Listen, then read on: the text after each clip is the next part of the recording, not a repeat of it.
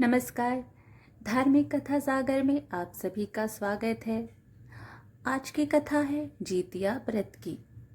माताएं अपनी संतान की दीर्घ आयु के लिए यह व्रत रखती हैं। जीतिया व्रत को जीवित पुत्र का व्रत भी कहा जाता है। यह व्रत निर्जला रखा जाता है। धार्मिक मान्यताओं के अनुसार इस दिन कथा पढ़ने या सुनने से संतान की लंबी आयु होती है। तो चलिए इस कथा को प्रारंभ करते हैं। जीवित पुत्र का व्रत की 2 कथाएं आज हम आपको सुनाएंगे। जीवित पुत्र का व्रत से जुड़ी पहली कथा इस प्रकार है।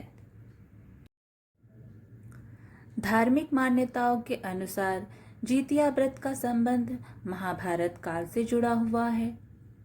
पौराणिक कथा के अनुसार जब युद्ध में अश्वत्थामा के पिता की मृत्यु हो गई तो वह बहुत क्रोधित हो गया। पिता की मृत्यु का बदला लेने के लिए वह पांडवों के शिविर में गया और उसने वहां जाकर 5 निर्दोष लोगों की हत्या कर दी। उसे लगा कि वह 5 लोग पांडव थे, लेकिन उसकी इस गलतफहमी की वजह से पांडव जिंदा बच गए। जब पांडव अश्वत्थामा के सामने आए तो उसे पता चला कि उसने पांडवों की जगह द्रौपदी के 5 पुत्रों की हत्या कर दी है। अर्जुन को जब इस बात का पता चला तो वह बहुत क्रोधित हुए और उन्होंने अश्वत्थामा को बंदी बनाकर उससे दिव्यमणि छीन ली। इस बात का बदला लेने के लिए अश्वत्थामा ने अभिमन्यु की पत्नी उत्तरा के गर्भ में पल रहे संतान को मारने की योजना बनाई। उसने गर्भ में पल रहे बच्चे को मारने के लिए ब्रह्मास्त्र चलाया, जिसकी वजह से उत्तरा का गर्भ नष्ट हो गया। लेकिन उस बच्चे को जन्म लेना आवश्यक था, इसलिए भगवान श्री कृष्ण जी ने उत्तरा के मरे हुए संतान को गर्भ में फिर से जीवित कर दिया। उत्तरा का संतान गर्भ में मरकर जीवित हुआ था, इसलिए इस व्रत का नाम जीवित पुत्र का पड़ा। तभी से सभी माताएं अपनी संतान की लंबी आयु के लिए इस व्रत को पूरी श्रद्धा से करने लगी। तभी से यह व्रत संसार में विख्यात हो गया। जीवित पुत्र का व्रत से जुड़ी दूसरी कथा इस प्रकार है। गंधर्वों के राजकुमार का नाम जीमूतवाहन था।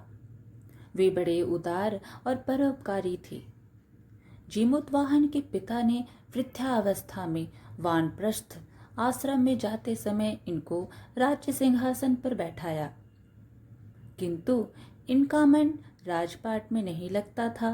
वह राज्य का भार अपने भाइयों पर छोड़कर स्वयं वन में पिता की सेवा करने चले गए। वहीं पर उनका मलयवती नामक राज्य कन्या से विवाह हो गया। एक दिन जब वन में भ्रमण करते हुए जीमूतवाहन काफी आगे चले गए, तब उन्हें एक वृद्धा विलाप करते हुए दिखी। इनके पूछने पर वृद्धा ने रोते हुए बताया, मैं नागवंशी स्त्री हूं और मुझे एक ही पुत्र है। पक्षीराज गरुड़ के समक्ष नागों ने उन्हें प्रतिदिन भक्षण हेतु एक नाग सौंपने की प्रतिज्ञा की हुई है। आज मेरे पुत्र शंखचूड़ की बलि का दिन है। जीमूतवाहन ने वृद्धा को आश्वस्त करते हुए कहा, डरो मत, मैं तुम्हारे पुत्र के प्राणों की रक्षा करूंगा। आज उसके बदले मैं स्वयं अपने आप को उसके लाल कपड़े में ढककर वैद्यशिला पर लेटूंगा। इतना कहकर जीमूतवाहन ने शंखचूड़ के हाथ से लाल कपड़ा ले लिया और वे उसे लपेटकर खुद को बलि देने के लिए चुनी हुई वैद्यशिला पर लेट गए।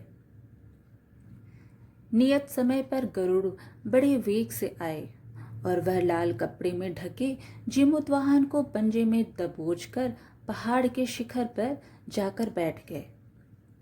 अपने चुंगल में गिरफ्तार प्राणी की आंख में आंसू और मुंह में आह ना निकलता देखकर गरुड़ जी बड़े आश्चर्य में पड़ गए। उन्होंने जीमूतवाहन से उनका परिचय पूछा। जीमूतवाहन ने सारा किस्सा सुनाया। गरुड़ जी उनकी बहादुरी और दूसरे की प्राण की रक्षा करने में स्वयं का बलिदान देने की हिम्मत से बहुत प्रभावित हुए। प्रसन्न होकर गरुड़ जी ने उनको जीवन दान दे दिया तथा नागों की बलि ना लेने का वरदान भी दे दिया।